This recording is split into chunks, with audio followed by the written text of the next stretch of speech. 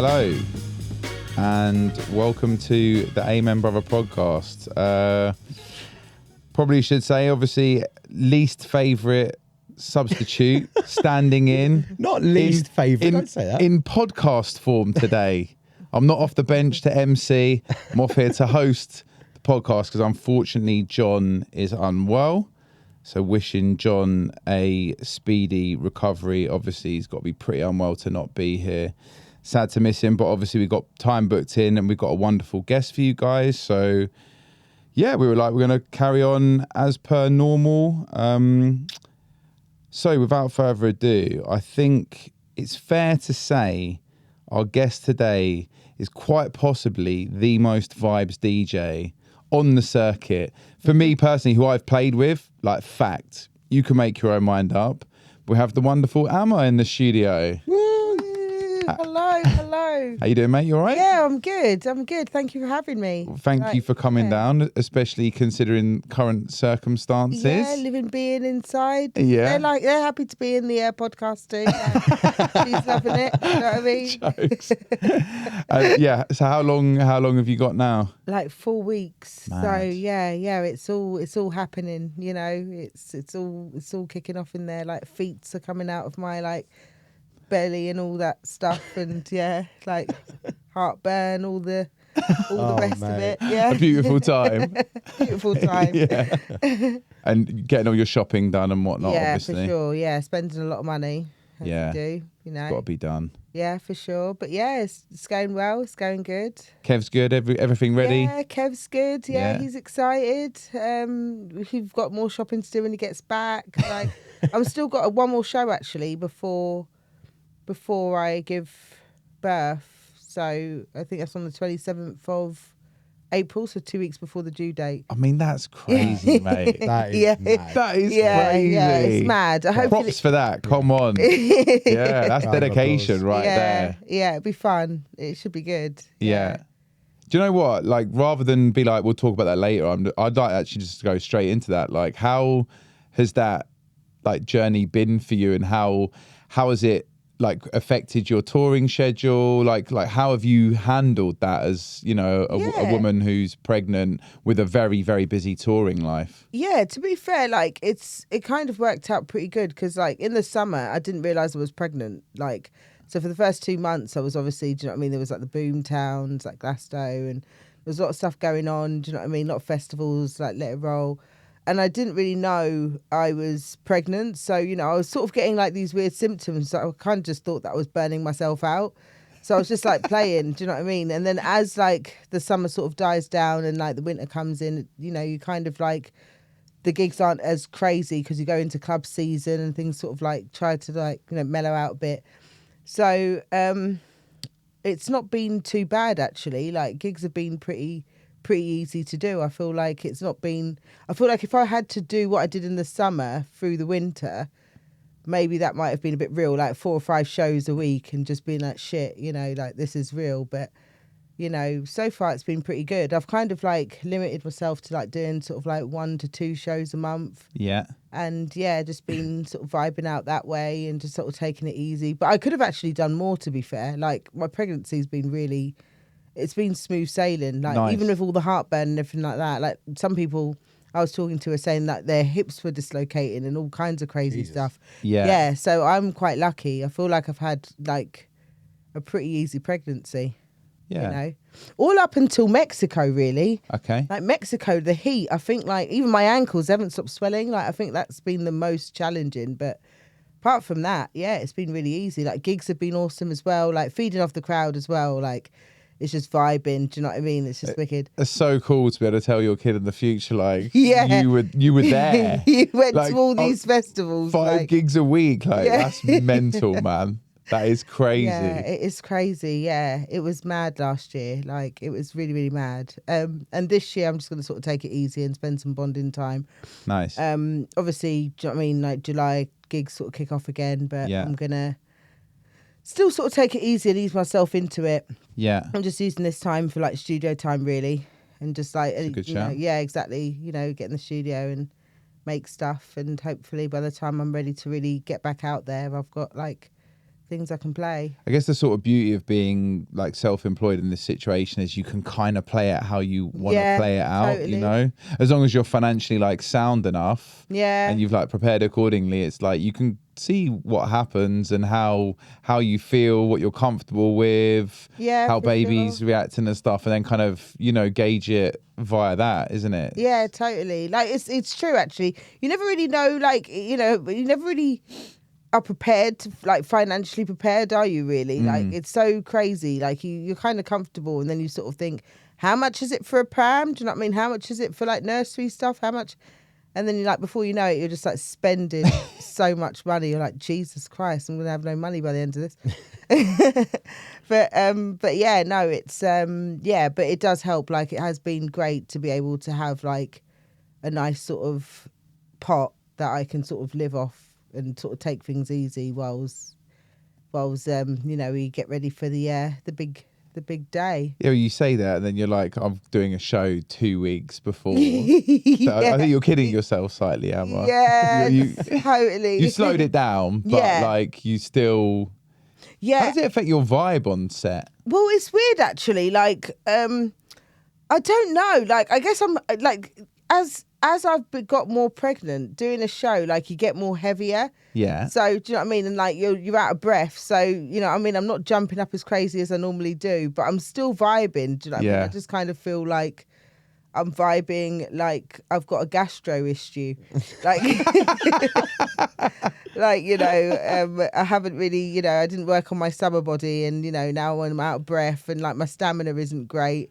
And it's like I'll vibe for like 5 minutes and then I'm out of breath and then I'm like, okay, but I'm still in there. Do you know what I mean? I'm still in there. But yeah, like, it's been wicked. Like, I've not really noticed it as such. Like, obviously Mexico, I did like a nice sort of liquidy sort of set, so it was quite chilled. But coming back to the UK and sort of going in and going heavy does kind of take a toll. But I don't know, it's something about being on stage, like, you know, it's like you don't realise it until you're off stage. You know what I mean? Like, you don't realise how much energy you're burning. Yeah, it's just in the zone. It just sort of happens. Like, the zone's such a beautiful thing, isn't it? Oh yeah, yeah. It's probably the most exercise I get every week is being in the zone. Yeah, absolutely. It sounds a bit cliche, but like I feel like it's really actually not. Like, it there is like 100%. If you've like patterned your like craft to a point where like you're like living and breathing it, and you like believe in what you're doing, there's this extra like sort of level that, like, you know, like they say about athletes. I'm not going to compare it like in that sense, because we're not out here sprinters, man. we're not talking like fitness and stuff. But like from that mental perspective, the mentality of it, for sure. There's something that you lock into that is actually like really, really beautiful. And it's like, raw, like you know, like if I'm going on a 64, a verse and like a rave, and it's like the amount of breath that takes to like 100%. ride over a D&B track. And it's like, you just got so good at doing it that it like comes like naturally. Like, and it's breath like control just becomes so much like, it just becomes second nature. Like, and it's like, because you are like, you know, I said it in the intro, and I actually stand by that. Like, you are a force. Thank you. You are, man. Yeah. It's like, truly. and that set you played in Mexico was sublime. It was thank vibes, you so man. much. It was. Yeah, I really enjoyed that. It was really fun. But I sort of, you know, it's weird. Like, I just sort of feed off like the vibes of the energy around me, really. Like, yeah. You know, I'd say like, you know, most of my sets, they can be so high energy, but I have had sets where the crowd haven't been really, you know, feeling it, and I haven't really been feeling it because I'm feeding off of their energy. Do you know what I mean? Sometimes, you know, you'd sort of put a set together, or you have like a crate of tunes, and then the crowd are just like a completely different crowd. And I'm kind of like a mixed sort of genre in drum and bass. You know, sometimes I'm playing like, you know, big sort of Worried About Henry sets, and sometimes I'm playing like the deeper sort of sounding vibey, you know, nights. And then it's like sometimes you might want to cross the two together and like take kids on a journey. And a lot of the newer kids these days don't really want to be taken on a journey. They want to be surprised with like a fake drop, or, do you know what I mean, a double drop. Every tune has to have a double drop, and sometimes I'm not doing that. So it's like sometimes the crowd are a bit like, okay, and then I'm a bit like, oh, okay, and it's like, okay, do you know what I mean? And then you have to end up sort of changing your set to give them what they want. Yeah. And do you know what I mean? And then it's like, it's still enjoyable. I still love it, but it's not as good as when you're going in and playing tunes that you just love, and then they love it. And you know, like the set that we did at not Boiler Room, Showdown Session. I was going to mention that. Yeah, you know, that you were was, on one, mate. That was mental. Do you It was find so fun. that to be the case, like more so in the UK than like when you go abroad? Because I find that you get that, like that you're not meeting an expectation here in the UK by playing the kind of stuff you want to play. Yeah. You're not giving them that fake drop, the quad drop here and there, or Yeah. whatever. I find that when you go over to like Europe or you leave the continent entirely, that's where you, more often than not, you are able to still play those vibier sets. And I Yeah. think it's because maybe the spoilt for choice in the UK, and like, or maybe that's just what most raves are now. Like that's the vibe, and we're not necessarily kind of all catering to that or all the time. It's a bit of both for me, really, because it's like, you know, I know what you mean. Like when you play abroad, like you can, I don't feel like it has to be as technical. I just feel like it's more about a selection. You know, I just feel like if your selection's sick, like the crowd just love it. And I feel like, it probably is a bit of, you know, they're not, we're the UK, do you know what I mean? A lot of drum bass artists are from the UK. It was made in the UK. It was like, you know, it's here. So we do have, we're very comfortable with the sounds that we have here. So it's a lot easier for people to just want to listen to what they want to listen to. Whereas when you go abroad, you might be playing something that's, you know, a few months old, but in the UK, playing something that's a few months old, you know, that's like quite an old overplayed track by then. Do you know what I mean? Like there's tunes coming out every week, like loads of them as well. Like, so, you know, but if you go abroad, they don't have the same kind of access, even though they do, but they just might not have the knowledge to be able to be like, oh, okay, this label's bringing out this artist, or this person's like come out of the scene and they're making this. And so when you do play stuff like that, they're a lot more excited. Like I feel like going to America and playing a show as well, like, you know, they're so much more excited than, you know, when they are, you know, when you would play something in the UK or Canada or something like that.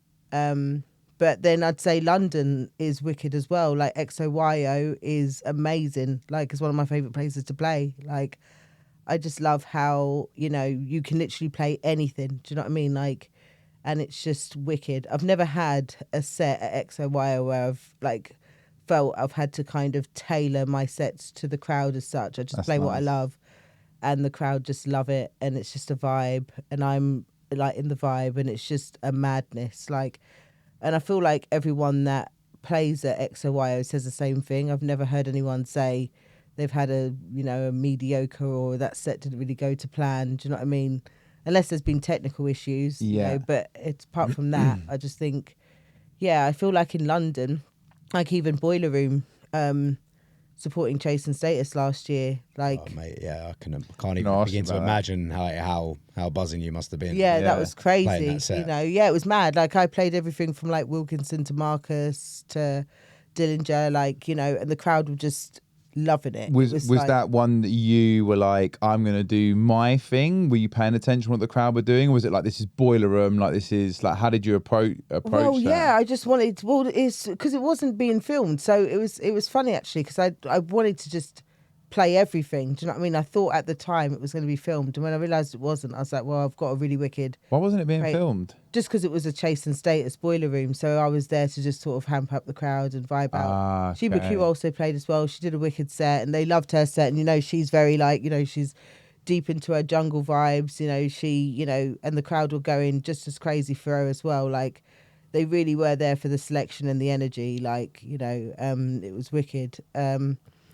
And I just feel like it was quite a nice set, really. I didn't feel like I had to change anything around. Like, you know, I felt because it's Boiler Room, I'll start with something that the people know about, but then I'll just take them on a journey and just educate. And they were all up for it. It was wicked. It's nothing quite like educating people and totally. like getting away with it, for lack of a better phrase. Yeah, it's like, for sure. It's nice when people actually resonate with it and kind of understand, you know, what what you love about the music, which Yeah. I think is something that I definitely struggle with a lot at the moment. Like, I don't think this scene is particularly tailored like to my needs as much as I would like, but you know, move with the times. It's a different platform to, you know, when I got into it many moons ago. So like, yeah, you just got to kind of move with the times, but it's nice when those ones land. It was always like metalhead shows for me. Whenever when I was on a different agency and I used to get more of those shows, I'd just be like, wow, like this is like still a thing. Do you know what I mean? Like 30 years later, it's like, you can still like listen to these bangers and it's like, this is like the music that I always imagined it to be. And even though there's all this other stuff going on, I think Heads is one of those brands that like just does it so well, and it's like still kind of timeless. Yeah, definitely. And you know, nice pun there. I was going to say, I was going to highlight the pun there. Yeah. Smashed it. Yeah. On the like subject of like being passionate about music and like sort of showing your passion when you play, where did your passion for music like first stem from? That's a good question.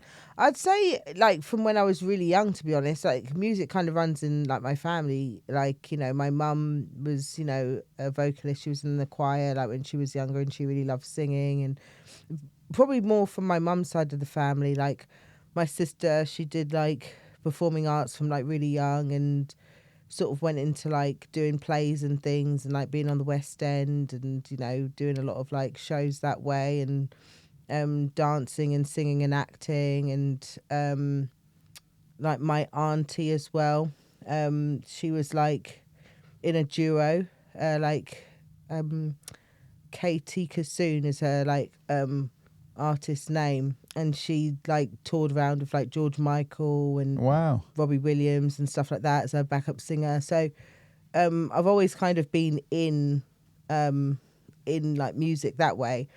But I was always kind of in it, like I'd sing, but I loved like playing instruments. I'd like play instruments and just learn how to play everything. I remember like my cousins came down from Trinidad, and my mum bought us like this keyboard like years ago, and I wasn't using it like because I didn't know how to play. And my cousin came and she started playing these tunes, and everyone was like, wow, that's really nice. And I got a bit jealous, and I was like, that's my keyboard. And I just ran upstairs, and I just started learning all this shit that she was learning. And but like 2-3 weeks later, I was like playing just like her. Oh, sick. And I just loved it. And then it started off with like piano, and then I went on to like violin, and then did a lot of like classical kind of instruments like cello, a lot of strings. And then got to like a teenager, and I started getting into a lot of like new metal and like a lot of like rock bands like Linkin Park, Limp Bizkit and stuff like that. Yeah. And I joined a band, and that's kind of when I started to get into electronic music, because there was a guy in our band called Jake, and he used to do a lot of like stuff on like Fruity Loops, and he would actually like record a lot of what we did, and he would like make like electronic sort of synthy sounds to go on top of our like Fruity Loops, man. Yeah, big up Fruity Loops. We're showing our age there, but I'm here for it. Yeah, totally. Yeah, absolutely. And you know, and I loved it. I thought it was wicked, and I sort of learned how to kind of use like Fruity Loops, and kind of was like learning how to kind of do that. We had like a Korg synthesizer as well. Nice. And and we just sort of used to like layer our music with like electronic sounds. We're kind of like inspired by Linkin Park at the time, and they were doing kind of similar stuff with that, like that. It was super cool what they were doing. It's like rap with like rock, like totally. merging the two. You know what I mean? I was super into it because I was like into hip hop. Yeah, and it's like absolutely. when I saw that, it was like all my family were like sort of emo, like listening to emo, grunge, or like metal at that point. Yeah, for and sure. I was sort of the unorthodox one on the like D&B garage, that kind of vibe. And I felt like we all went, Linkin Park, like we have like some common ground here. Like it was quite nice. Meteora has always been in my top 3 albums of all time. Yeah, so I'm more of a hybrid theory. Yeah, kind of I know. That's our age, though. Yeah, that is again. Yeah, but I do. Yeah, hybrid theory for me. But both sick, albums. But were... I think hybrid theory for me is like that would probably go into like my top 20 if I just like 100%. Hot take. Maybe even top 10. Hot take. Hybrid theory. Yeah, it's got 3 great tracks on, and then the rest are like average. But Meteora is just wall to wall Three. bangers. I mean, Like I don't know what you No, mate. three. I'm giving you 3 at best. I Oh, could Jackie name boy, you're. 5 just now, like that I was slamming. I still listen to it the whole way through. Yeah, 100%. I'll happily listen to it the whole way through. I think I even did. I remember when Chester died, like we were driving to Scotland, it was driving Kevin crazy. I literally played every single Linkin Park tune. We just put Spotify on, just put Linkin Park on. It was just, and he was probably thinking like, oh, you know, yeah, wicked, like, you know, this will be over soon. Like 4 hours down the line, it's like another album's coming on. Like he's like, bloody hell, like shit.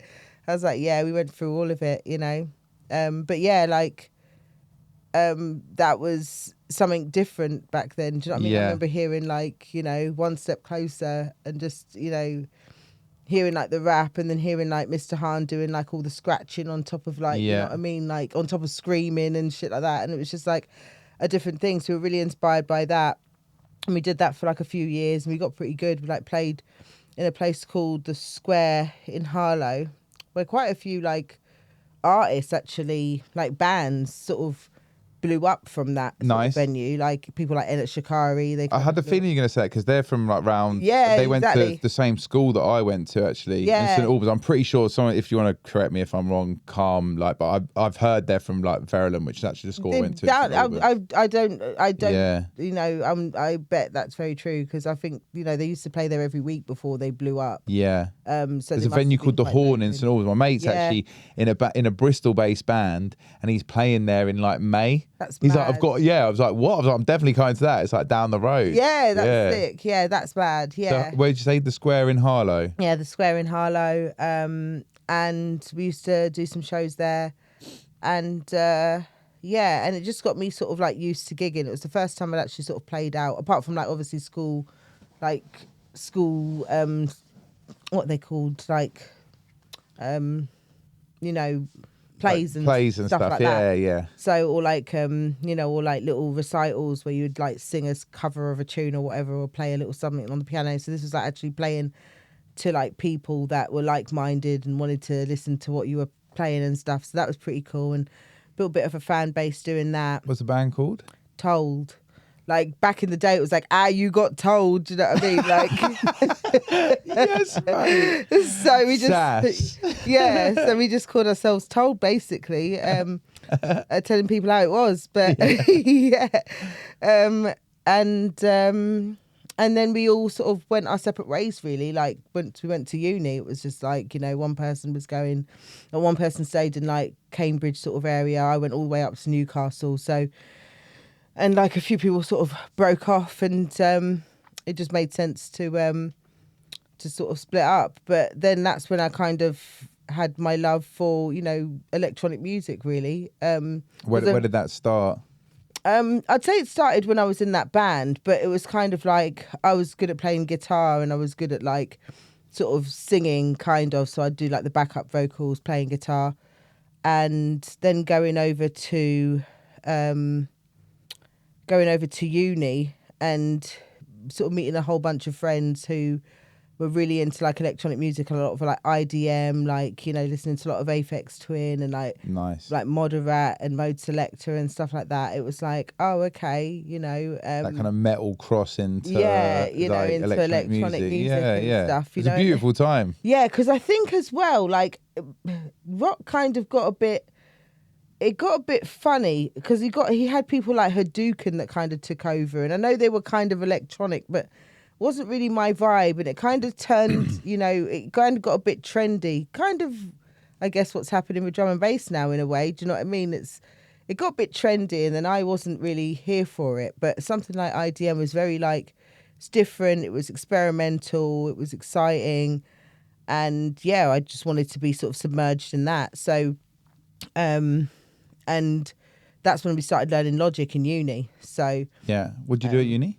I did music production, popular music. Same. Oh, okay. Not popular music. But yeah, music Music production. production, So we learned on Logic, and it was it was wicked. Just like learning how it all works, and you know, just making like some really like different kinds of sounds, and having like a dictaphone and walking into like the park and just like recording absolute They random get you to do nonsense. some mad stuff at uni, don't Yeah. they? Yeah. Yeah, I had yeah. to do Foley for, do you know the Alien, the first film? Yeah, yeah. We had to do Foley, right? For one of our projects was for 7 minutes of the Alien, like the original Alien film.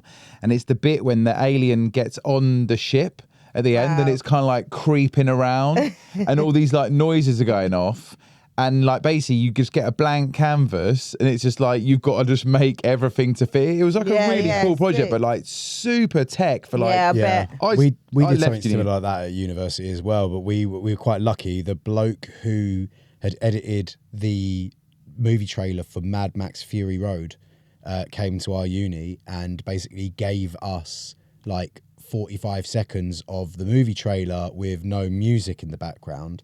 And so we had to compose, and this was for a movie trailer that hadn't yet come out. And so it was like we had no idea what it was going to sound like. And obviously we all wrote dribble, and it all sounded like crap compared to the actual trailer. But yeah, it's a lot of fun doing it, isn't it? 'Cause it's like writing to a brief, but an open brief. It's Yeah. a creative brief. Like you've got all of the influence there, and obviously there are, to a degree, there are rules because you're following what's going on screen.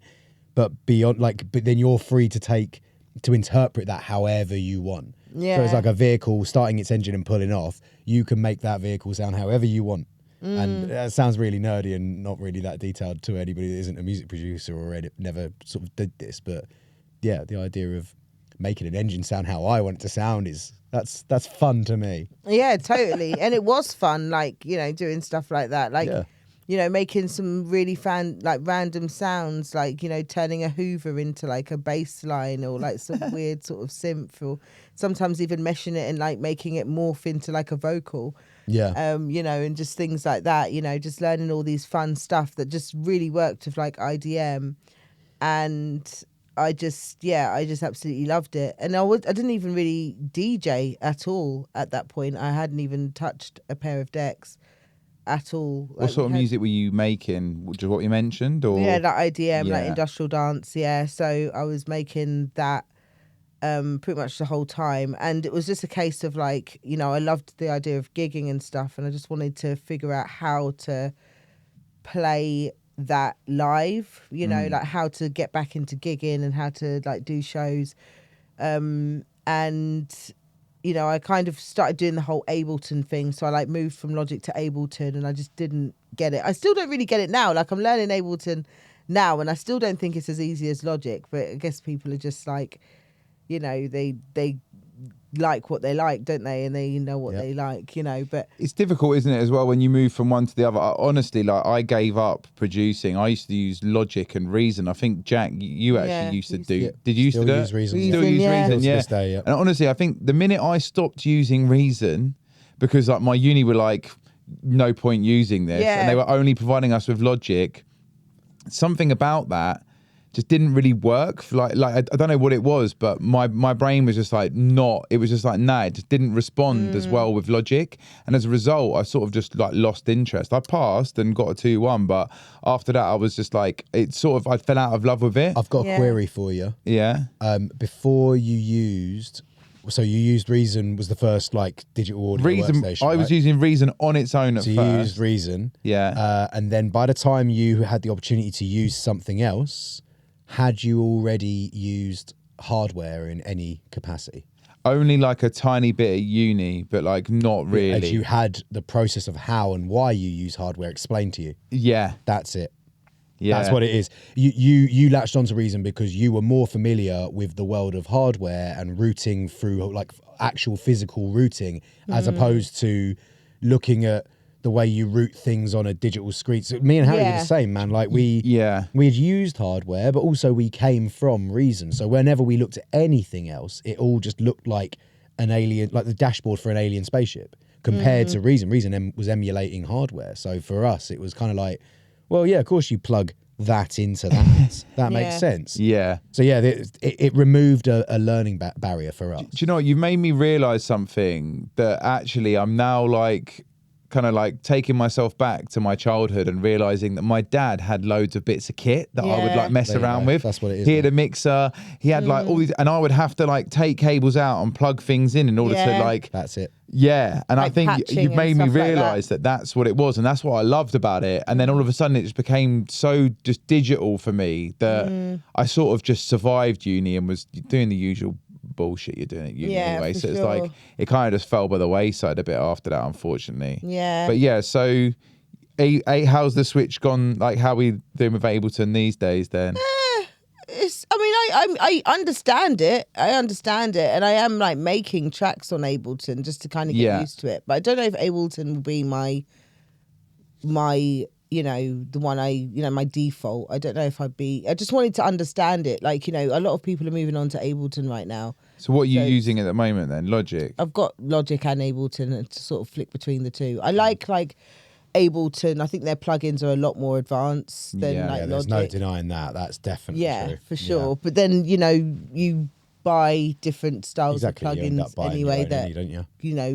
incorporate with both. So Would it be fair to say, like, if people have gone from Ableton to Logic, I feel like those people are like, whoever's on Logic, they're like, you're mad. Like, they find Logic way too techie to even like which contemplate. is crazy I swear. to me. I feel like Ableton is way more, techie, but maybe it's just because I'm used to Logic. I think when you've done it from a young age, and stuff. for sure. Yeah. Also, It's always down to what you're most used to using, in my opinion, with the exception of Ableton. And for exactly the reasons you've spoken about, me and Harry bought Ableton and we've learned how to use Ableton. We still primarily, for 99.9% of what we're doing, we use Reason.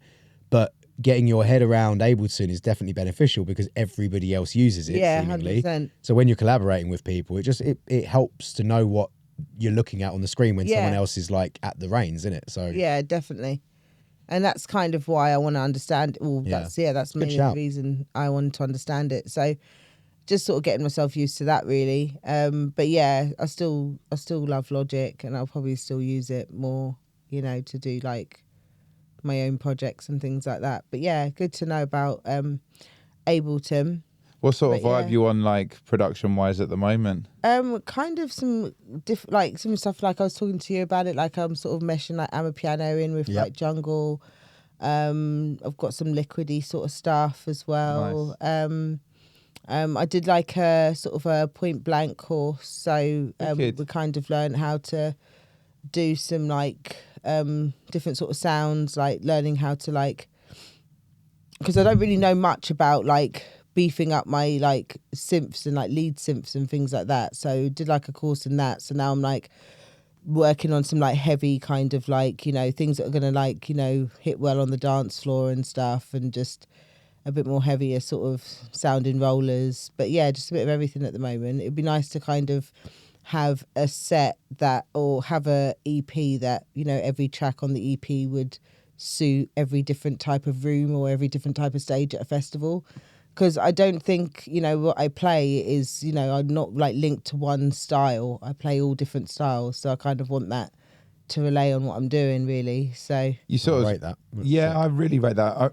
When you were talking about it earlier about like, the different types of bookings you do, like, you'll get like a Headsy booking, don't worry about Henry booking. It's like you are very versatile in that sense. It seems like that really comes across, and you clearly pay attention to what's going on in front of you, whilst as well being like, okay, I'm going to, specifically, I don't know whether you like plan sets or how much of a thought process goes into it before, but you're obviously thinking about what you're going to play rather than just being like, I'm turning up to do my thing, which I think a lot of like maybe more headsy people kind of can just do that because they're getting booked for headsy things. But when it's the level that you're at, you kind of do have to.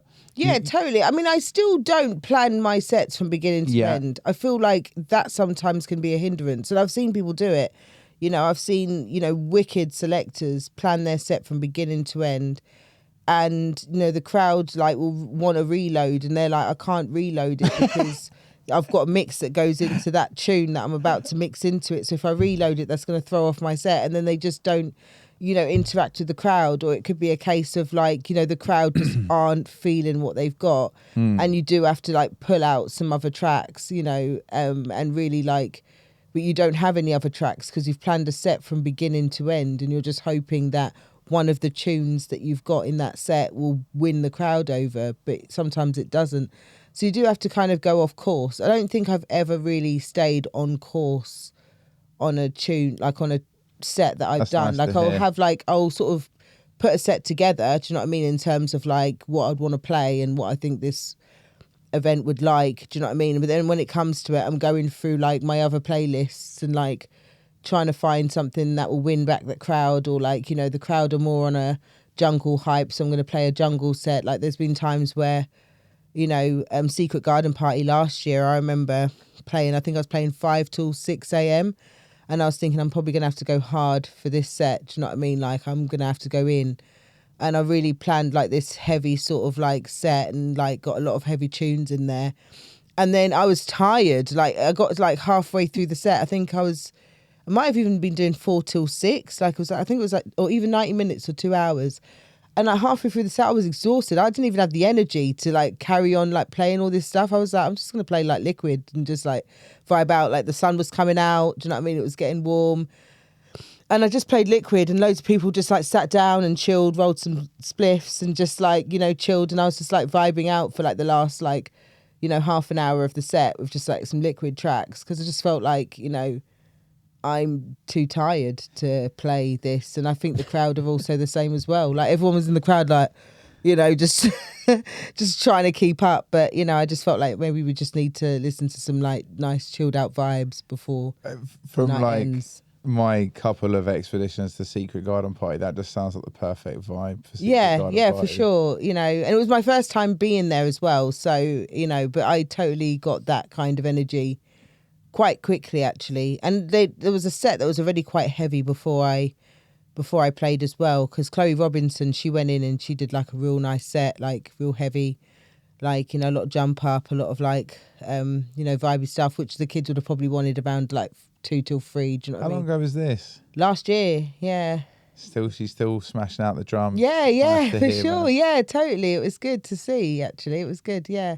'Cause she plays obviously a lot of like techno and Yeah, other bits and definitely. pieces. I lived with her for a year. Oh, okay. Yeah, man, wicked. she's done. Yeah, But she's a nice but girl. First time I met her, she's was really it? lovely, yeah. Yeah, no, she is lovely. I haven't seen her for a long time, but I think the thing that I always thought musically that she did really, really well was she just didn't, you can't really pigeonhole her to a genre. No. So it was nice to hear, because when you said, oh, you played after her, I was thinking in my head, I was like, oh, so probably like a little techie, glitchy, like garagey kind of vibe. Yeah. Probably. You're like, no, she was like smashing out Jump Up. It's Yeah, just like, that's when yeah, you know yeah. you smashed it when you Yeah, could it have was said, like Pav on the mic. It was like, Oh, is it? yeah, Yeah, yeah. sick. It was wicked. Oh, It was, vibes. yeah, it was vibes. So I felt like the crowd already got like their high energy fix. So, Yeah. you know, and at that time of day, I was just like, but maybe I was, oh no, I wasn't pregnant then. I was thinking maybe I was tired because I was pregnant, but no, I wasn't pregnant then. But it but seems yeah. like you find it like you put it really like as a priority. It's like a real priority for you to be like receptive. Yeah, and totally. like you're like, what's going on in front of me? Yeah. And you seem to do that as well as anyone, to be honest. I think that's particularly, like, Jack, and correct me if I'm wrong, but from a DJ perspective, I think that's one of the hardest things to do, is to actually look at a crowd and be like, Yeah, I hate looking at people. actually, Terrifies me, man, are they making eye vibing with contact this? people. Yeah. Yeah, like, That's the reason why I don't like making eye contact with people. In case that, like, I read on their face that they are not having a good time. I'm like, oh no, I don't want to see that. Not Then these sometimes days, they've mate. just probably taken a load of drugs and they can't smile properly. Yeah, that is probably what it is. They're probably as terrified of making eye contact with me as I am Yeah. with them. They're just like, no, don't do it, bruv. Don't allow it. Totally. But I just also remember from when I was a raver as well. Do you know what I mean? Like there'll be times where like I want to stay out and I want to party, but the music's just too much. Like, and then I'm like, let's go home, you know. And I'm like gutted because I'm like, I'm sure like this. I was looking forward to seeing this artist, and they probably feel the pressure of like it's the last set. I'm going to have to go in heavy, do you know what I mean, and play something I probably wouldn't have normally played if I was playing a bit earlier. I need to keep them more engaged. And then you end up just being burnt out, you know, because you've been raving all day and all night. So by the time the last set comes, you're just like, oh, you know. So I just feel like sometimes, you know, you just don't know. I remember a similar sort of situation happened. I did a Sofa Sound set. Was it maybe last year or the year before? On their takeover at Outlook UK, and I remember speaking to Jay DLR about it, and I was like, I think I'm just going to do a liquid set. And he was a bit like, really? You sure?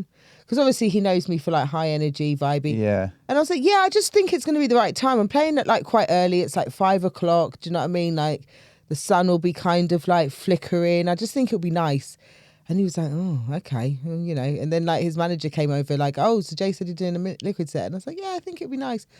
And then it came to it, and I just bashed out a load of liquid, and I came off, and he was like, that was the perfect thing to have done. Like, you know, and it is sometimes, you know, at that time of the day, like it's just before dinner time. Do you know what I mean? You're not ready to get completely on it. Do you know what I mean? You just want to like... As soon as you said sunset, mate, I was like 100. Yeah. And also, can we have more liquid anyway, please? Yeah, can we have more liquid? I would here love for it. Yeah, totally. I think like, yeah, I mean, it's really like beautiful to hear you say that, because it is more needed, and you're doing like a vibes check, you know, you're gauging your bearings, you're thinking of the scenario. And actually, now I come to think about it, at the end of a rave at a festival, obviously if you're out in a club night in London, you're going to have to probably go energy. Yeah, Otherwise, totally. people are going to go home to their yard. Yeah, definitely. But if they're at a festival, actually, you made me think about this. It's like the last set of the night. It's actually like almost...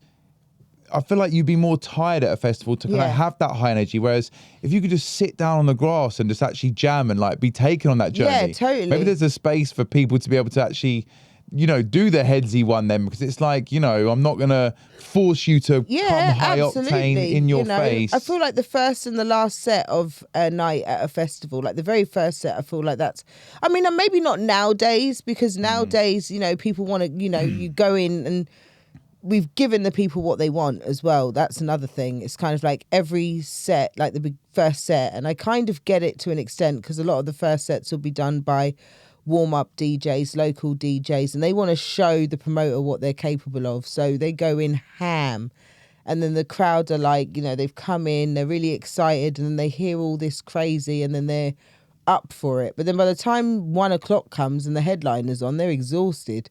Do you know what I mean? And it's like the headliners, like but they stay for the headliner, and then anything after that, you know, they're starting to fizzle out and go home. And it's like, you know, when I first started raving, you'd be leaving the club at like 4 or 5 o'clock in the morning. Do you know what I mean? Fully. You could do that. You could do that without substances and be rolling out the club at 6 a.m. Like, yeah, we were hardcore back then. Yeah, we were. But also I feel like it was the way how the sets were planned. Yeah, you fully. know? Yeah, and how the night totally. played out. It really did. You started off. They really eased you in. You played like nice headsy vibes, and then the night sort of built up. And by the end of the night, it was really heavy. And then it would even sometimes go back down and calm down, because the club would want to make sure that you're gonna, you know, the lights are gonna turn on and people are gonna want to go home. So it's like, you know, the DJ would understand that and be like, right, okay, for the last 15 minutes, I'm gonna, like, you know, bring this energy down so people actually leave the club. You know, it was a very different vibe back then. You know, it was. Go on, Jack. I was going to say that if the average club night felt more like a workout, didn't it? It was like you stretch and warm up, and then you have your high intensity bit, and then you have a cool down at the end, and it was like it was a journey in its own right the whole night. Totally. Like, the idea of turning up for 90 minutes just to catch that one DJ on the lineup that you were gassed for, like that just was not a thing. No you went way. for the night, came early doors, and you were, if you had the stamina, which most people did, you were there till 6 a.m. Yeah, absolutely. I think there's a few reasons, like very like blatant reasons for that. I think the main one that stands out for me is the evolution of label nights. I would see as one of the starting points of this for me, and if I like really think back and try and pinpoint like key moments into how we got today, would be independent promoters would book a bunch of different artists, and they would piece them together however they wanted to piece them together, and then everyone would turn up like the way that you're turning up to a gig and being like thinking about, okay, I've got to play this time before this person, and there's a multitude of different vibes going on, and it's about how you make them work and culminate together to form this beautiful, you know, cliche journey through a night, right? Yeah, for sure. And I think that was something that was done very, very well back in the day, because it wasn't so much about now you're looking for like one name or like, you know, that it's all about how big the names are. Whereas actually back in the day, it was more like, wow, like that's like a really nicely crafted lineup that like is like a mishmash of different people and styles, but fucking hell, does that lineup make sense? And like that was actually the beauty. When I was going raving, it was more like, oh my God, they've put them with them, but somehow that works. And then when it's like curated, you can see how the promoters like put that effort into the journey. And I think that's where the romance started to get lost potentially, was with the label night. It ended up being a bit more, we're all playing a very, very similar sound. Yeah, for sure. And we're going to go from gear 0 all the way through to gear 6 and then back down a couple of gears maybe before the end of the night. And that is just not as cohesive an entity for me as a raver. Like, I'm so glad I grew up when I did, because it was actually such a different experience to today. And I'm sure the kids today that, you know, they're going out to these 1,000-person raves and it must be exciting in a completely different way. Yeah, totally. But it was just, for me, I've obviously, because I'm old and it's been my experience, I find that experience has a lot more romance to it than what I'm seeing today. Yeah, absolutely. And don't get me wrong, like, it's amazing to play some of these big, huge venues and these big nights. Like, it's still like crazy. And like, even walking in, like, you know, after you've played your set and then walking in through like the, you know, the main entrance, you know, as a punter, and seeing like the stage and seeing like the people, you're like, wow, it is a picture, like, you know. But it is, it's very much like, you know, a lot of the time I do think that the variety could be so much better. Like, you know, you can really kind of put an amazing lineup of all different styles of drum and bass. And I feel like in a big venue, like, I feel like that would sell so well even now. I just feel like it would have to be like, techno really do a good thing of doing that, like techno events, because they'll put on like a Printworks event and they won't announce anyone on the lineup, but you would know the night, and the people that know the night know like it's going to be a drum code thing. Or yeah, something. yeah, 100%. As long as the brand's strong, everyone has faith in it. Yeah, and they're there from the beginning to the end. And it's wicked. Like, it's not about the lineup. You know the music's going to be wicked and it's a vibe. You know, I feel like maybe that's what, you know, you would need in a way, but I just don't know if it would work in drum and bass right now. I think there's been a few labels that have successfully pulled that off. I think, and then I think there's also some brands that are still, they're not as regularly hosting nights as we would love to see them doing it, considering that's how they've been able to do it. So like UKF, credit where credit's due, when they have put on events in the past, which obviously isn't as regular as it used to be, like, they tend to have someone from almost every walk of drum and bass. Yeah. And again, they're not necessarily doing that many club nights in London anymore, but hospitality, like, they're festivals. But I remember back when they used to do Matter, admittedly that was a long time ago, but when they used to do Matter as well, like, you would have your hospital lineup, which back then would have had your Netsky, your New Tone, your Spy. Like, that was that all alone is covering quite a eclectic like batch of drum and bass.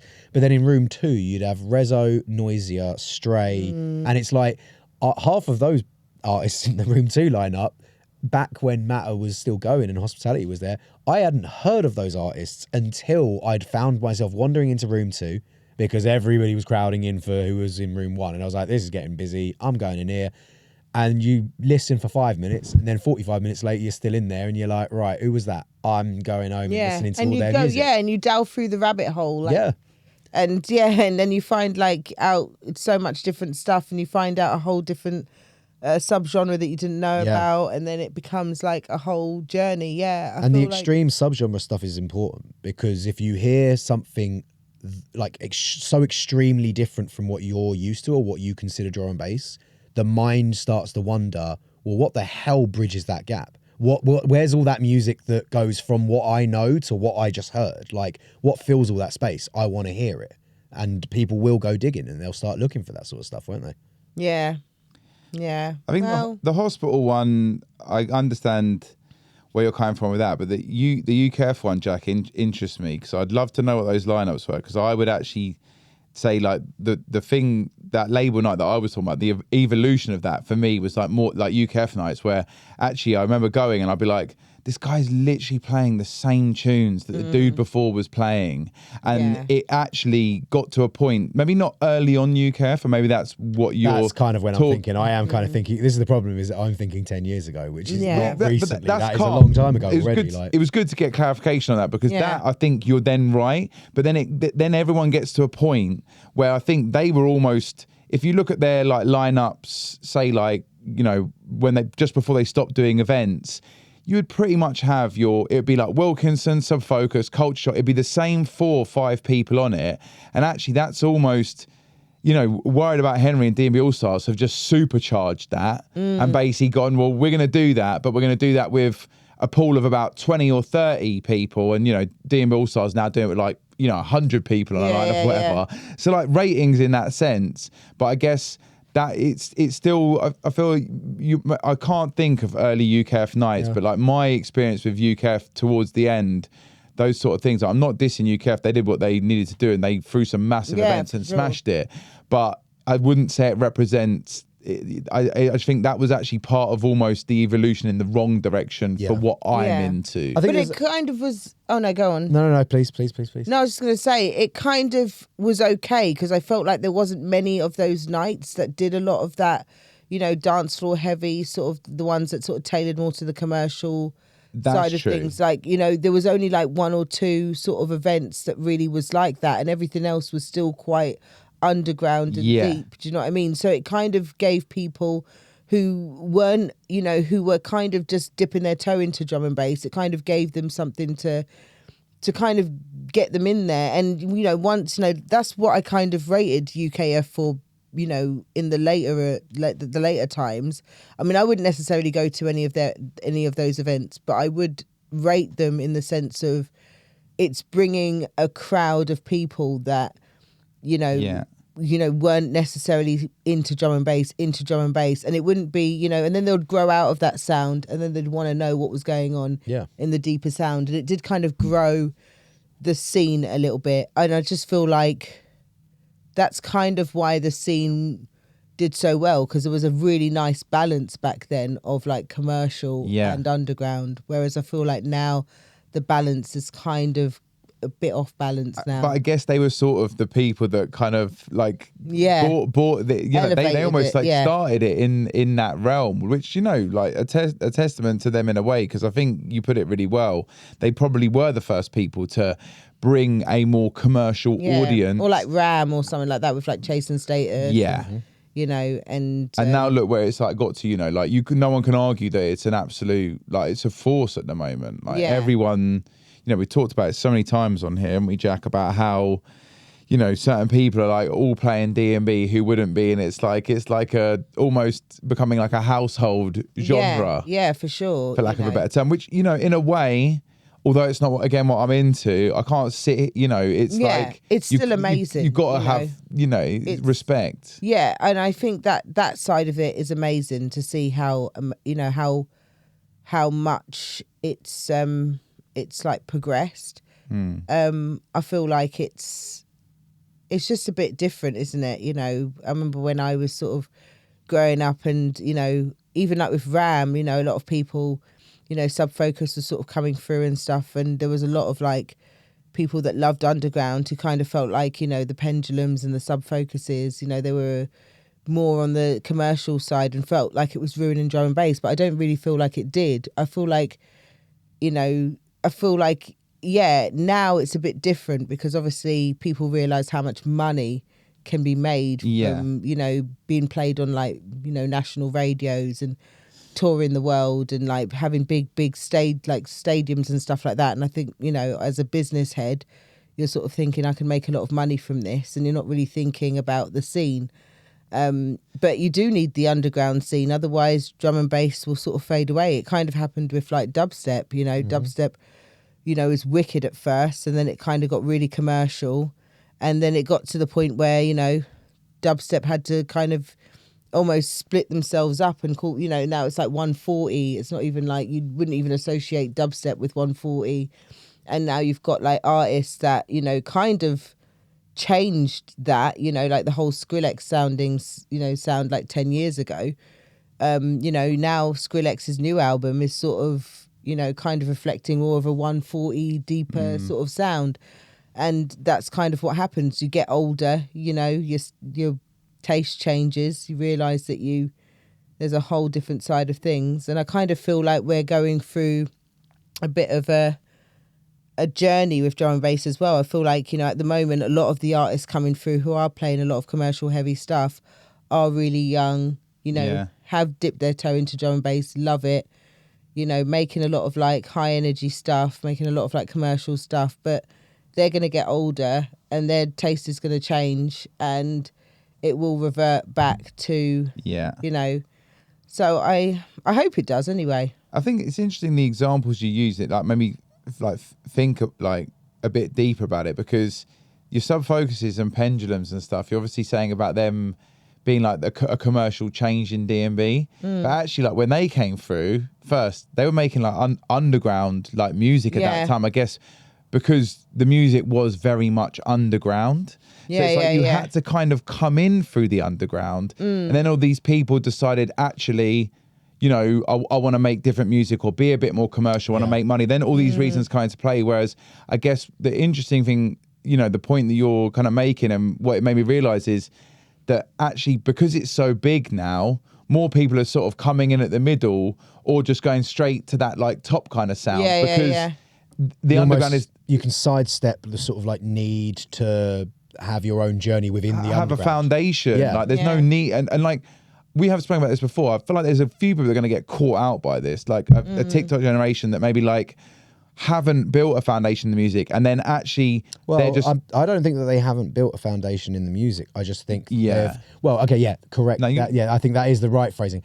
They haven't built a foundation with their music, but they have built a foundation on social media, which that is something that, if we're talking comparing journeys that artists make now with journeys that artists made 10 plus years ago, that wasn't a thing. You didn't have to worry about social media. And I think the social media thing has changed so much, and it's changed the landscape so much.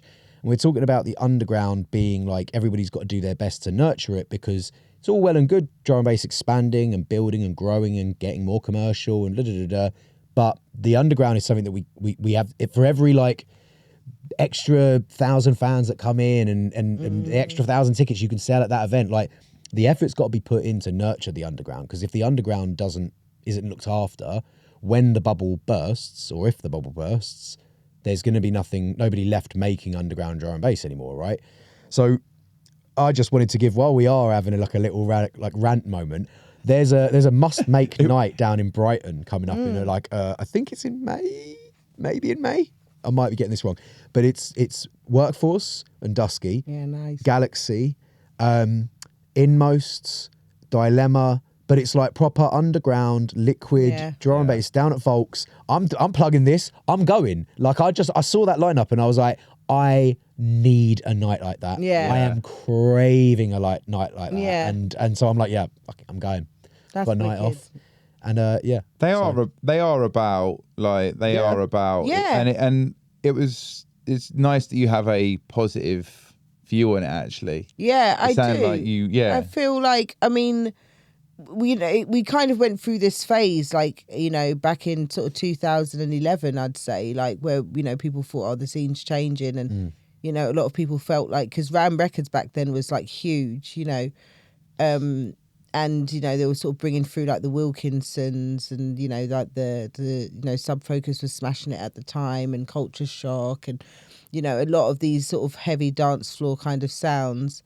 And a lot of people were, thinking that it was going to ruin the scene. But then after that, it kind of sort of went back into the deeper sort of vibes. And, it was crazy, because even in lockdown, I felt like people were, really into like a lot of the underground sounds. Like, I remember listening to like an interview with like Jubei and SP, and they were really like, confident on where the scene was going, just as like lockdown was ending and stuff. And it's just so mad, actually, you know. But is that because at that time we're all just streaming to someone's bedroom and some old bastard like me sitting there with their like bottle of like liquor at home, just being like, oh, I don't even have to get off my arse. I've got like a rave in my front room. Yeah, for sure, maybe. But this was even happening beforehand. I mean, the Source, like, you know, it was like the Source did like their debut just before lockdown as well, like a few years before lockdown with like the Nosha remix and stuff. And I felt like that was really vibing. You know, you had like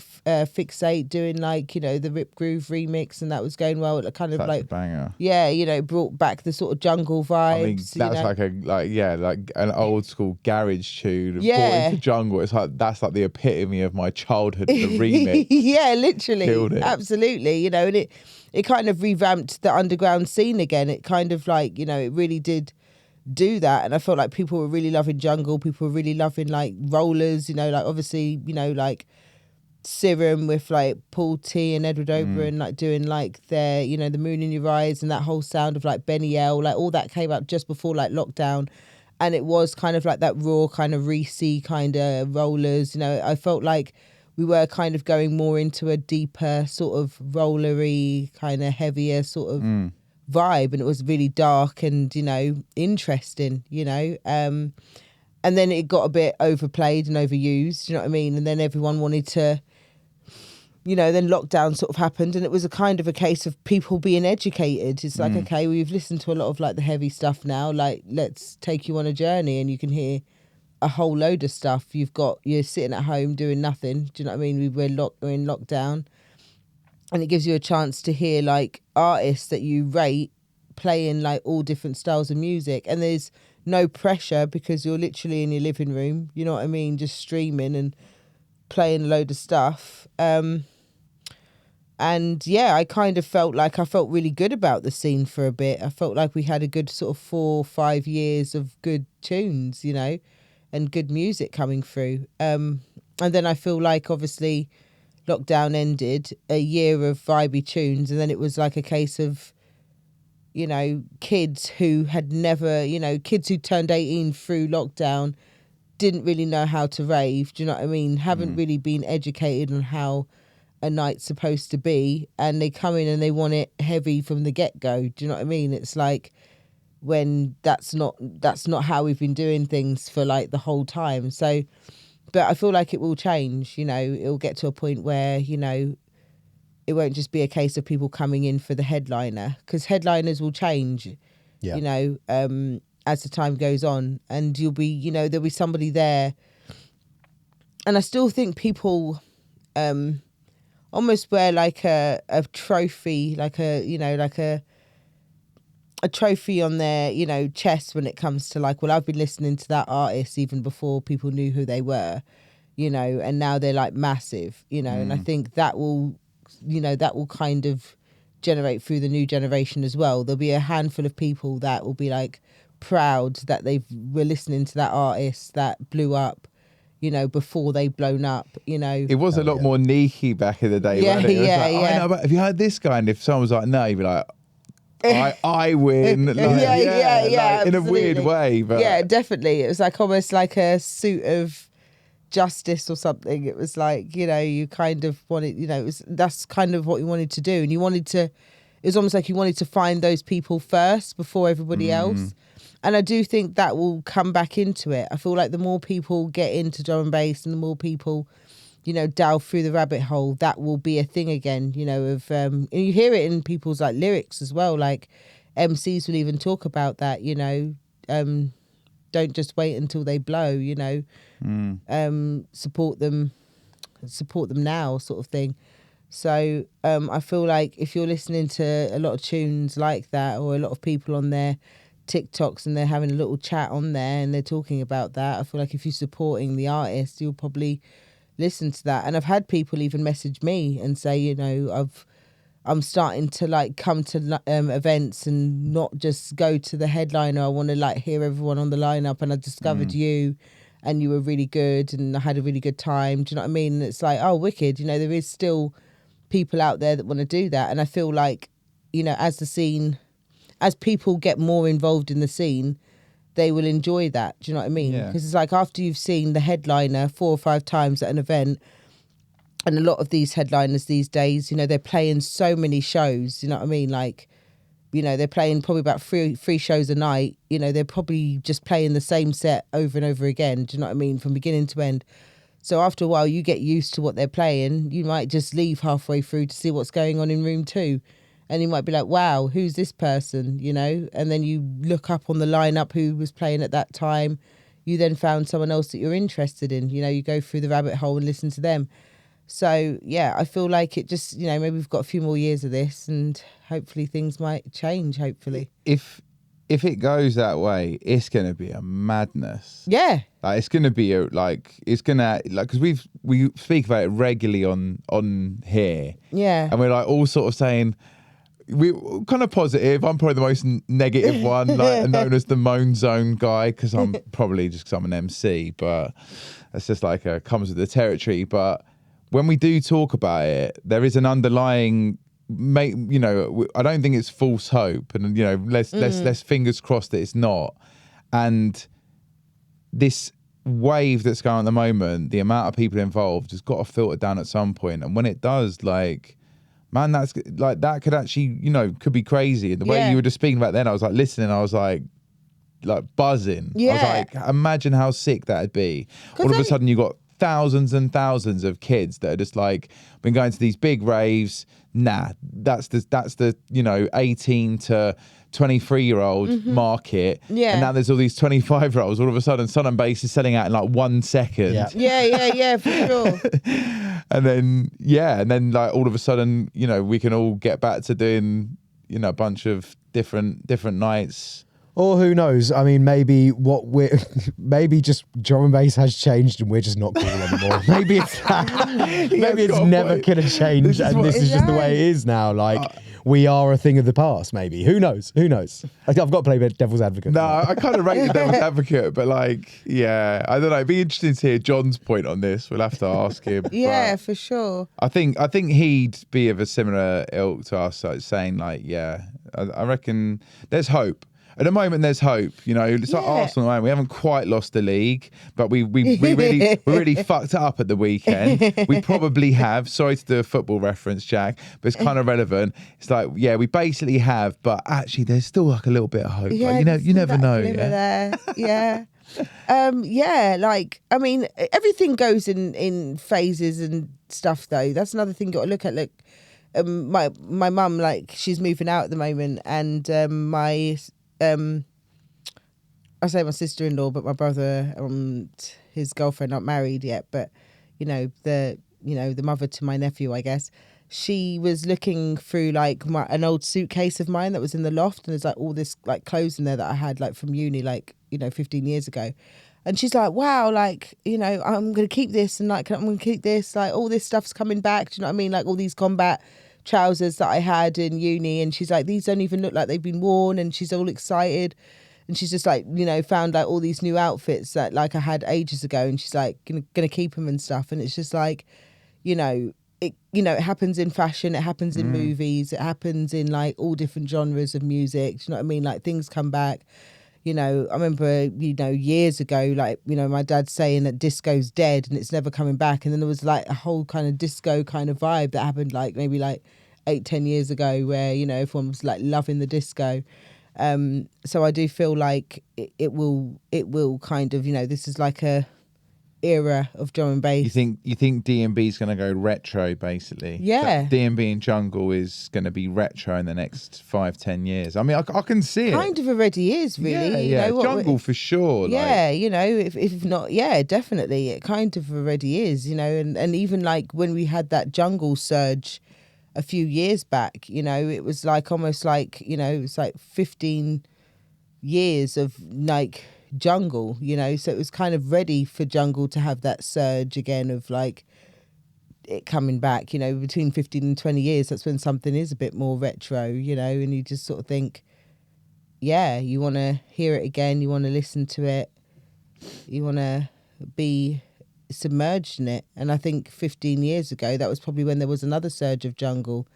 And then it was like 15 years before that, obviously you did have jungle going in from like rave and like breakbeat, do you know what I mean? So it's like every 15 years there's almost like a surge of jungle again, or there's like a surge of like rave music, you know, and people are even putting like those rave synths into their tracks now, Yeah. you know, and you think it's going to be like a rave, a rave jungly drop, and then it goes into jump up. But, you know, true, yeah, but it's just that whole kind of nod to that, you know, that era. I really like that when that's Yeah, done. yeah, I'm for like sure. here for it. Any like homage to Yeah, absolutely. the history, I'm totally down for. Me too. I think it's wicked, and it's just like a new way of them sort of saying, you know, they know where it came from. You know, it's like, which I love as well. And yeah, I just feel like, you know, we're not saying that we're gonna have 15 years of this, but I do think it'll be like maybe another 5 years until people sort of get older and sort of grow into it, because you do hear a lot of people being like, you know, even younger people being like, what's Sun and Bass like? I really want to go. And it's like, well, you know, it's definitely something that you want to kind of experience, you know. Yeah. It's a completely different headsy kind of vibe. 100%. You know? Yeah. I mean, you can't beat that. Like, you just can't. When you No. talk about the Sunset Liquid set earlier, we I can't remember what we were asking recently, but we were talking about, like, I think someone asked us on one of we always ask for questions on our like solo episodes. And they're like talking about like what would be like your last set, like your last tune of a set that's like a sunset set or something like that. And it was just like all picture was like Sun and Bass. Like what would be like my last tune? And it was just like obviously like beautiful liquid tune. Yeah, 100%. And like that's just something that I do feel like everyone needs to experience. Yeah, totally. That kind of just the deeper realms, man. It doesn't have to be all upfront aggressive in your face. No. It's about like really actually becoming introspective with the music, to be all cheesy and romantic about it, but there's a lot to be said for that. On that note, what advice would you give to like budding DJs, producers at the moment, like upcoming? Up and coming, yeah. I'd say, you know, back when I was a raver, you know, what I loved about, you know, new artists coming through is that there would always be something different to them. I feel like now everyone's just trying to recreate what's already out there. So, you know, if you love the music and you love the scene, don't just try and think I need to make a tune like, you know, this tune that's blown up because, you know, that's going to get me out there. I would like completely just make something fresh and really just, you know, try and get influences from even other genres and stuff to really try and create something new and different and exciting that's going to make people excited, like rather than making something that's already out there. I feel like there's a lot of like, you know, not copycats, but there's a lot of imitations out there. Do you know what I mean? It's really, it's, you know, you listen to stuff. That's why I really rate you and Harry. I think, you know, you really do come out with something different. It's always getting gassed up on here. Yeah. It's either gassed up or cussed off, innit? It's like never in the middle for some reason. Poor guy. He's either got a bit like red face because he's getting cussed off, or red face because someone's like making him like bashful. Yeah, totally. I bet, you know. But yeah, no, I think you're coming out with something different, and it's like, thank you. And it's new and exciting, and you're not, you know, and it's not like a case of, you know, you're making timeless music as well. You're making music that, you know, the kids love now, you know, my sort of generation, I love it, you know, and I can imagine in years to come, it's going to be something that's loved and, you know, yeah, totally. But if you were recreating something, or if there was an artist that was coming out, like I love Pola and Bryson, I'm going to make a track just like, you know, a Pola and Bryson track. It's like, well, they're already doing that and they're smashing it. So you coming in and doing something that sounds like that is only going to get you so far, really. Yeah, and equally, like you're now competing against someone that you're rating. Yeah, like you know what I mean. It's like, would you rather you stand a better chance of trying to find your own unique niche as a writer and as a producer than you do trying to copycat someone and then trying to actively be better than that person who probably did this first. Yeah, like, absolutely. So it's like they've probably already got a one up on you. Like you're just going to be playing catch up the whole time. So I hear that and I like that. I like that. I think just try and think of some. There's nothing wrong with being influenced and like, you know, having those nods. to those sorts of styles. But yeah, if you have something new and unique and different, that's definitely something that's gonna win over trying to imitate something that's already out there. I think that's why it's, again, we spoke about it a few times, is if you go and search that influence from a different genre, at least it's something that you're bringing to the table from an outside sphere that's not like known like totally. in D&B already. And if I think of the people who have come through and really smashed it, like sort of in throughout the history of D&B, actually, they've always had that about them, like just something, a little bit of edge that just, you know, sets them apart. And I think that almost evolves then into their own sound, and then it's like you can just be like, that's a Halogenics tune, that's totally. a Spectrasoul tune. Absolutely. And it's like they had that from the start, they patterned it so hard, then it just became their sound, to the point where if you're a fan or if you're just a music head and you're involved in this genre of music, you will just know. You would know from the moment, them. even if it's a collaboration, it's like you can tell already like what's going on and who's done what part, and you know, it's totally. But that's what you want, you know, you kind of want to have your own sound. Whereas there's a lot of tunes at the moment now, and you wouldn't even be able to tell, you know, who's done what. Especially from a lot of the newer artists. Don't get me wrong, there's a lot of new artists out there that I feel like are creating their own sounds, but they're the ones that are blowing up. And they're the ones that are doing like extremely well. Like, you know, they started off, you know, kind of playing in like, you know, really small venues, and now they're like creeping higher and higher up the lineup, you know, and you're kind of seeing the graft going. Organic growth. Absolutely. Yeah. Here for it. Yeah, definitely. It's nice that we went full circle back to the Nike side of things again. Yeah. It's like that kind of thing though, isn't it? It's like, oh, like that, like you even like you're breaking it down like per tune, like, oh, I reckon it was Halogenics that did that bit in that like collab, or totally. you know, you like, oh, that dub, I reckon that's like a, you know, and you just know, and it's absolutely. like that whole little, it's the kind of like the unknowing of it actually, and it's like you're trying to work it out behind the scenes. It's not all, oh, I can just go and find this on social media, or I can, it's that, you know, I guess the dubs are sort of like that to a certain extent when you haven't had a tune, but I don't think things stay secret for as long these days. Yeah, definitely. Whereas I think in the underground realms, they kind of do a little bit longer, and it was almost like people would tease a little bit of it. You'd be like, oh, what's that? You'd be like, I ain't telling you that. Like, this ain't going to come out for a while. It's like, not coming out. It proper like was locked off. Like, totally. And like 4 people had the tune. It's like now you get a dub. It's like everyone's got it. It's like you're sick of it before it even gets released. It's like it's all, everyone's got it. But yeah, absolutely. Like my mate, she's wicked with stuff like that. You know, she really knows her tracks. I remember like SP with, I think it's the tune's Flow State. And that was like played years back, and she was like, I think this might be SP, you know. And I was like, really? I didn't even know he was making tunes. And then when it came out, it was SP, and she's like, I knew it, you know. That's mental. Mental, but it's like she knows, she was just like, just from like SP's style and just what SP loves. Has she ever met him? No. Because you know the most beautiful thing about what you said there, out of all the people that are sneaky about knowing tunes, Stu is that guy. Yeah, 100%. I remember being somewhere with like, I think it was like, I was like backstage, and I wasn't actually directly involved in the conversation, but it was like someone was asking D-Bridge about what a tune was, or someone like that. I can't, like, don't hold me to this, but it was like this it's loosely remembered story of drunken times, and he was like, or whoever it was, but I think it was D-Bridge. He said, why are you asking me? Like, ask Stu. Because he's like the library of like drum and bass music. Yeah. You know, even when he's playing, like sometimes I take notes. He's like, you know, do you know this tune? Like, big up Dot Scott. You're like, right.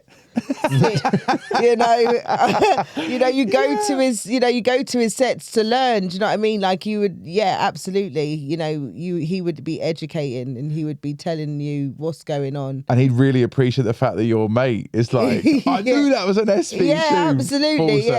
Yeah, Love for it. sure. You know, like years later, you know, she knew, she had a feeling, you know, and it's like, you kind of do have that. But she's very, you know, she is a very, you know, music snob. Yeah. You know, she comes to all of my sets, even with me, like, you know, if I'm playing something that, you know, if I'm playing a Worried About Henry set, I'll be like, you know, she'll be like, It was all right, but none of that shit I like. I don't like that shit. But you look like you're having a good time. I can literally picture this. Yeah, that classic old school friends. Yeah. You ain't the fucking same as that. That's why they stopped going raving, basically. An XOYO set or something like that, or like a Southern Bass set. She was like, "Oh, you smashed that," but DB All Stars or something. She was like, "Don't know why you're asking me what I thought. You know what I think about that." But it's funny. I feel like in this moment right now, I need to like almost make an apology to like the music snobs, because I feel like back in the day it was like, oh fucking hell, music snobs. Now actually, I kind of realised in this moment, can we come back now, please? Welcome back. Let's have more music snobs in the mix. Yeah, totally. Yeah, I do think there was more gatekeepers back then. I think that was another reason why music was a bit more, drum and bass was a bit more, authentic in a way, and it was a bit more newer and fresher. And when an artist came out with something, it was different, because now you can release your own stuff, which is wicked. Like, I love that side of things.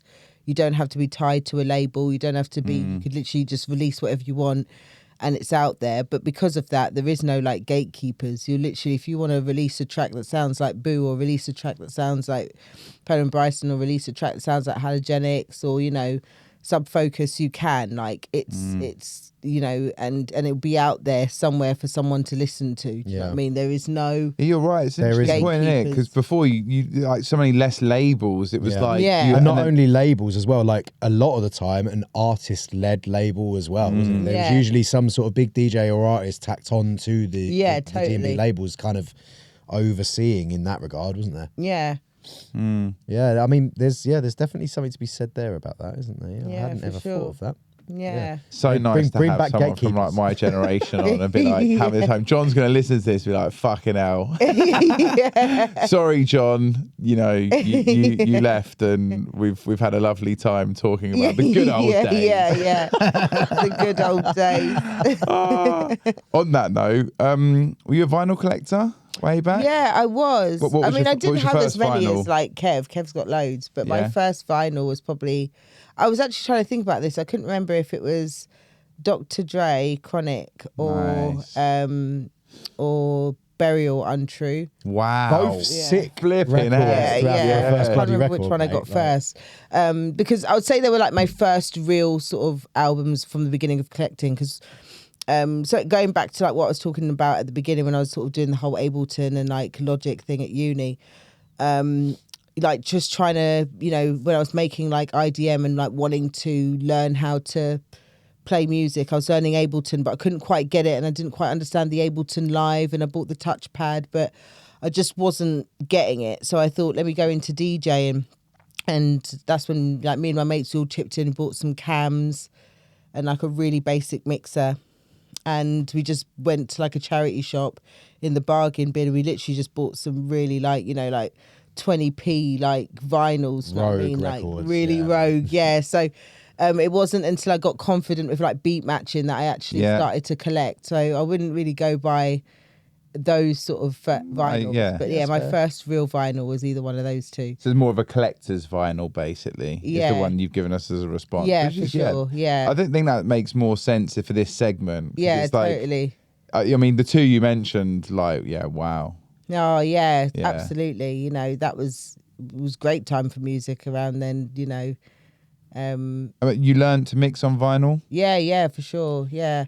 Say that's like, again, we're doing the old school thing, but like it's going to stand like you in very good stead. Would you say more so than people that learn on CDJs? Because personally, I think one of the reasons I picked up so easily on CDJs is because I learned vinyl when I was like 13 years old. And if something malfunctions, you know that you can always rely on good old hearing. You know? Sometimes, we've been in situations like not so much now, because obviously, you get agents, they tell you, they tell the promoter what the rider is, you've normally got the setup that you want. But, when I first started DJing and I had no like agent, and it was all, and it was, it would be like you'd tell the promoter what you play on, and then you get it, and it'd be like some old CDJs, do you know what I mean? They don't even link together, and it's like there's dust all over it. One of the screens is cracked. You can't see what's going on. And you're like, thank God I bloody learnt on vinyl. Yeah. because- Did you ever play out vinyl in any clubs? Like No, you but I can play? would like to. Yeah? I would Yeah. really like to. I was actually thinking maybe I should do a vinyl set. Yeah, come on. Maybe as a stream or something, just to try and see if. Oh hell someone yeah! will Do it book as a me. stream. I was gonna say I would really really love to say like do it and encourage it, but like me and Harry did one at Disc World with GLXY like 3 years ago. No, it was maybe 2019, just before COVID. And yeah, we were all taught on vinyl. Like that's how we learnt to mix and stuff. Like a decade prior, and we rocked up with our bags of records and absolutely butchered it for like 2 hours. Like, so I was like, before you take any bookings, do like a live stream or something. Like, have a few mixes at home and stuff. Because I hated it. Well, Like, did you it was man so just turn horrible. up like what? Not having like a little practice or anything? No, Just- bruv, who's got two 1210s Yeah, at home fair. in this day and that's age? it, Like, there was a exactly. point where I Sad owned times. 4 1210s, and now You had 4 1210s. mate. Before I even turned Come 18, on, Jack. I had managed to collect. I think I was long-term borrowing my 4th one from a mate, Yeah, and I'd managed to acquire 4 1210s. that's mad. And Yeah, now in wow. my 30s, I don't have a single one, and it's infuriating. I But, feel like a lot of people that I like, again, from like sort of the older generation, they get rid of their 1210s and then I speak to them like 2-3 years later. They're like, why the hell did Oh, I do everybody Yeah, regrets Kev it. never I got know rid of someone who's his. got some 1210s in South London, actually, a really good friend of mine. I've actually, it's going to make me hit him up for a little mix. Yeah. I want his totally. number. I Yeah. want his number. Spring bet, mate. Hold tight. Oh, I Spring thought you bet. meant someone selling them. No, I was like, oh, give me numbers now. yeah, Yeah. to be fair, I mean, you can like, they still make them, don't they? They're horrendously expensive. and they're really now. expensive. Like Yeah. Kev's still got his. He's still got 3 of his. I think he Yeah. bought his in uni in Plymouth, like his student loan, like Never get rid of 100,000 them, years Kev. ago. If you've got like the Mark IIs, I swear, everyone was always like the Mark IIs are the Yeah. one, and you just go see like a vinyl doctor guy who like a Technics doctor, and Yeah, they they just just like service 'em. service them. Yeah, for sure. Perfect. Yeah, I definitely think they need a good service, and his vinyls need a good dusting. That's for sure. Actually, that's one of the reasons I'm going home to see my mum, because I'm just hoping that with her moving out, she hasn't thrown away my vinyls. I don't think she will, though. She knows how much I spent on them. Yeah. But yeah, so I'm gonna Gonna go go and get that collect a load attic of stuff. collection. Yeah, absolutely. Come on. But yeah, like it would be good to do something like Yeah. that, and yeah, get involved, and yeah, I would love to. I think and it's also tunes that you don't, that I haven't heard in ages, that are on vinyl that you can't get digitally, Yeah. that would be wicked to play. Do you know what I clocked the other day, actually? Sweet Pea done one, obviously like Discworld as well. Yeah. Planet Wax. Oh, Planet Wax, yeah, Planet yeah, Wax, yeah. sorry. Yeah, my bad.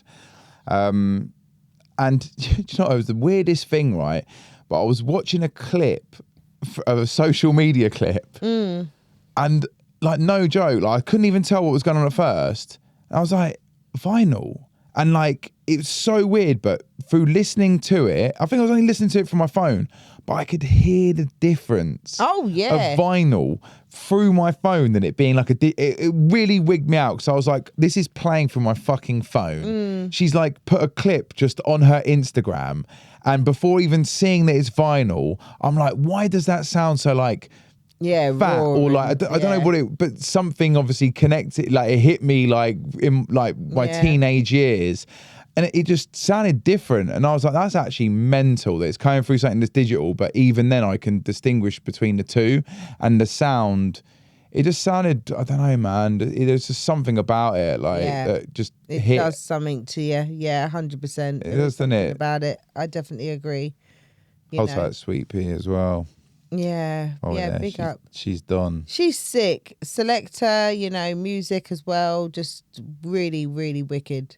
I've played back to back. You did, I was going to say, yeah. And I love it. It's just so wicked. I love someone who can, who really draws for tunes, and they make you want to draw for tunes as well. Like, oh, you're going in like that, are we? I see how it is, And yeah, I just have the best time. I wish we had more back to backs. To be fair, I could do another one with her tomorrow. Yeah. I mean, yeah, just wicked. I can see that based on this conversation and stuff. Yeah. Like, yeah, that's her in a nutshell. It seems like you got a lot in common in that. In Yeah, that sense. totally. Yeah. That was the first of sort of a few little ones I'm going to fire off because we're coming to the end. Yeah, so for sure. we'll rattle through a couple more of these. I was going to say, have you got an unpopular music opinion? I don't know. I'd say we kind of went for it. Really. Yeah, I was kind of thinking that as well. With the whole sort basically, of like... what we think is a popular music opinion is probably unpopular to most people, isn't it? So yeah, totally. You know, I'd say, you know, obviously the sort of the TikTok generation and stuff like that. You know, I just feel like that's not necessarily painting. You know, not even just like drum and bass, just like the music industry in a good light, because now you've got to be a comedian, you've got to be, you know, a video editor, you've got to be, you know, a content creator, you've got to do all of this stuff, and you've got to make music and tour. So it's like, you know, it's you know, it's burning out a lot of artists. Do you know what?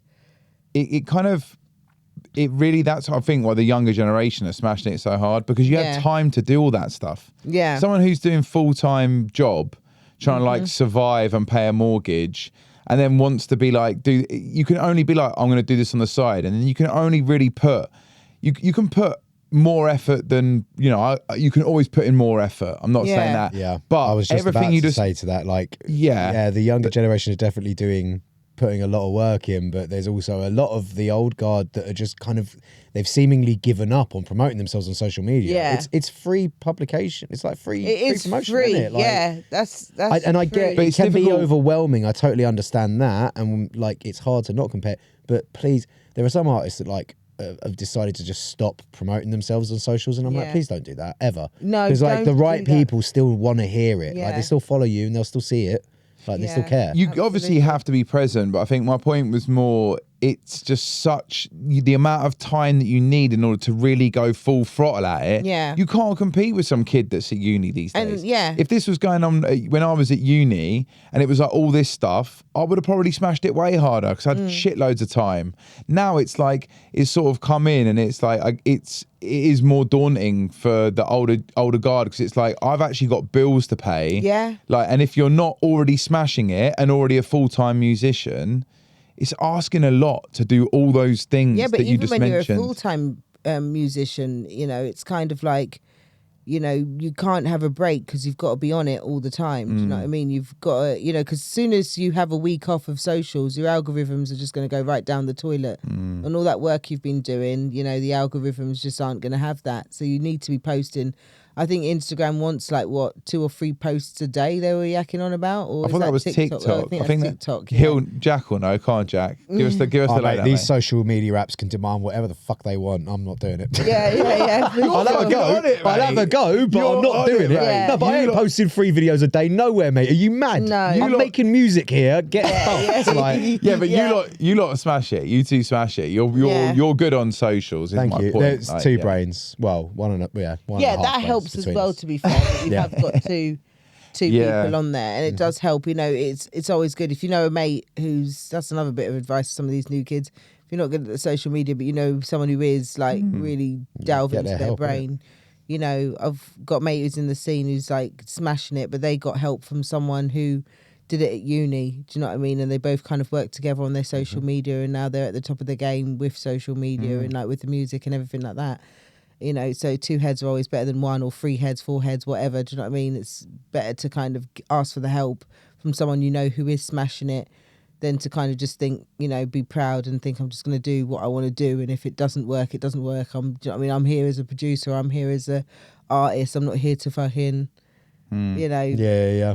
do this online or whatever, you know. So yeah, I have like, but I just feel like it burns a lot of people out. Even the people that I think who are smashing it and who are full-time artists, I just feel like it wasn't something they signed up for, you know, when they first started making music, you know. And even if it was, like, I feel like the TikTok DJs or the TikTok artists who have blown up through TikTok, and, you know, even for them, they kind of started it as something, you know, where they just enjoyed doing it. Whereas now it's like a job. And it's like now there's like deadlines and targets that they have to like reach and hit. And it's not as enjoyable because now the pressure is on, you know, and it's not like they were doing job. it. Yeah. It was like no one knew who they were. They had nothing to lose.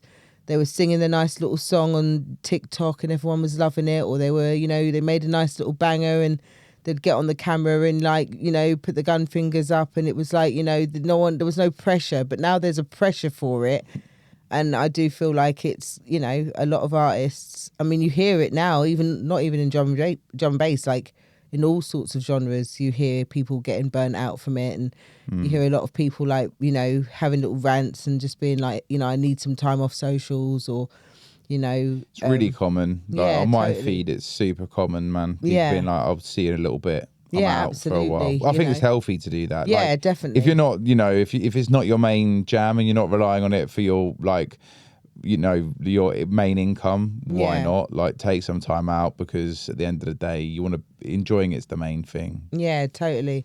On the flip of that, what would you say is your favorite thing about the current scene? Kind of what I was saying before, like I love that it's sort of introducing people to drum and bass that wouldn't necessarily listen to it. Do you know what I mean? The Like, education. yeah, absolutely. You know, like Charlie T, for example, like being on Radio 1, you know, she was telling me that a lot of like other radio hosts on Radio 1 come to her for drum and bass tracks that they could play on other, like on their show. Nice. So, you know, you think about daytime radio and they're like, oh, what tunes are coming in? So it's like Charlie T's like almost kind of, you know, a good advocate for, you know, the reason why we're now hearing drum and bass on daytime radio, why, you know, you're driving around at 2 p.m. and you're hearing a bit of drum and bass on the radio. It might not be something that's a bit deeper and underground, but it's just the fact that, you know, 10, 15 years ago, you wouldn't have heard any of that, do you know what I mean, on the radio. So it's good in that sense. I feel like it's, you know, it's really exciting to kind of see, you know, that it's going to get to a point where not even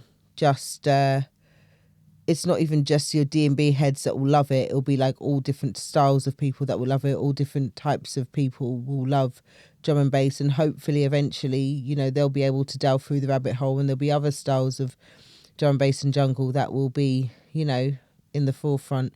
And I think that, you know, like Sherelle, she's got a show on Radio 6. Yeah. You know, and she's like playing wicked jungle tracks and like footwork and stuff. And I Marianne feel like Hobbs always throwing a few in there Hobbs as well. Yeah. You know, yeah, absolutely. You know, and it's just really sick to kind of see, you know, drum and bass in a completely different light, you know, than what it was, you know, 10 years ago. So I think that's a great sort of thing, really, you know.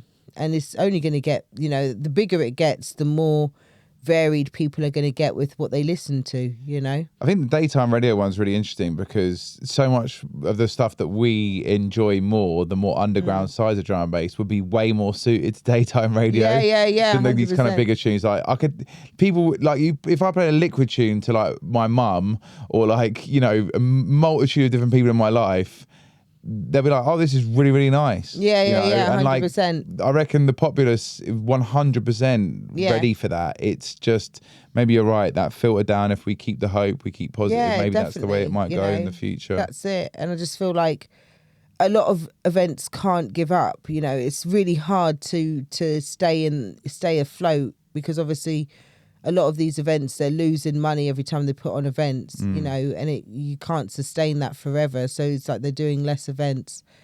But, you know, I just feel like, but it's all down to like marketing as well, and social media side of things. You know, a lot of these bigger brands have a really strong marketing team who are able to start marketing an event from, you know, before they've even started putting a lineup together, you know, and it's like they can already sort of get people hyped up, and tickets can sell out before they've even announced the lineup. It's like, you know, and that's all done through social media. You know, it's kind of like a lot of underground events, you kind of need to do that as well. Like, it's just tough, because a lot of people that listen to the underground sound aren't always hammering social media like that. But, you know. Catch-22, that one, actually, yeah. Yeah, but it's it's a tough one. But I feel like if you let people know about it, they'll come. It's just, how do you let people know about it? You know, but yeah, it would be interesting. I always think that maybe some of the bigger, you know, promoters should actually hit up some of the underground promoters, and they should team up and Do a little something. collab, yeah. Together. Well, I mean, know. there's been a lot of labels sort of like lending support and guidance to other labels, producers, DJs over the last like 4, 5, 6 years in drum and bass. I feel like, yeah, they do it in football, don't they? They do the whole grassroots thing where like the massive clubs that are making a lot of money off of a grassroots sport, they're reinvesting into those small clubs. And yeah, it could be sick to have, I don't know, D&B All Stars have must make music like in room Yeah. two. Room And two, yeah. do you know what I mean? And like do not necessarily always underground, but just a genuinely different style Yeah. of drum and bass. And And I not- think the only way you're ever going to get that is to go to the underground. Yeah. And, Yeah. and even if you didn't want to do that, even if you didn't want to spoil the brand that you have, or like not even spoil, but change the brand that you have from what it is. Like even if they did a collab where it was kind of a case of we'll fund it, we'll you know, behind use our closed doors marketing collab, team. innit? Yeah. Like, yeah, You we'll know, help you. and yeah, exactly, and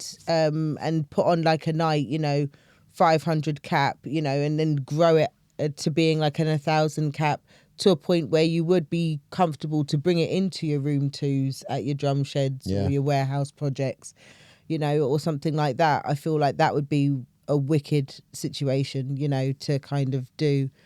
I feel like Bristol's quite good for that.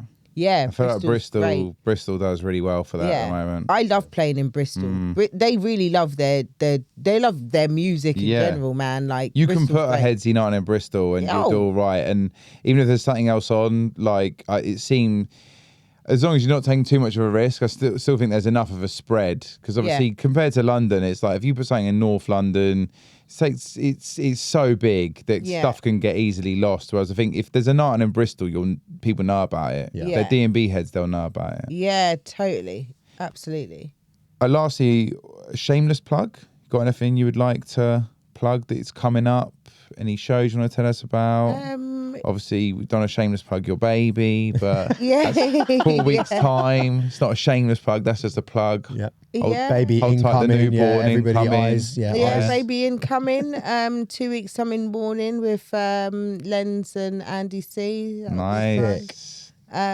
And yeah, and then that'll be my last one for a while until the summer. And I can't remember my first show back actually. It might be Hospitality, maybe on the beach or Okay. On the beach. That's a nice one to come yeah. back I'm to. gonna bring the little bubba to that as Oh, well. bless. Oh, yeah. Yeah, yeah. Nice. So that'll be nice. So that'll be good. Yeah.